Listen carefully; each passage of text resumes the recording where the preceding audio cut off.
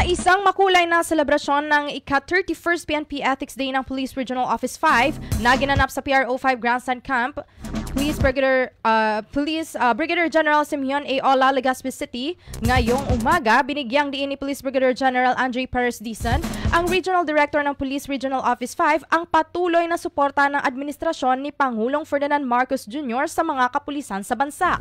Naging tema para sa taunang okasyon ng serbisyong may integridad at pananagutan tungo sa ligtas at mapayapang Pilipinas na naglalayo itaguyod ang PNP Code of Professional Conduct at Ethical Standard bilang pagpapahalaga sa integridad at pananagutan sa serbisyo publiko, partikular na sa hanay ng kapulisan. Ayon kay Police Brigadier General Dizon, ang pagdiriwang ng Ethics Day ay isang mahalagang pagkakataon upang ipakita ang dedikasyon ng Philippine National Police sa pagtutok sa mga pangunahing prinsipyo ng serbisyong publiko, kabilang ang transparency, accountability at mataas na antas ng etika sa kanilang trabaho. Sa kanyang talumpati, ipinahayag ni Dizon ang kanyang pasasalamat sa administrasyon ni Pangulong Ferdinand Marcos Jr.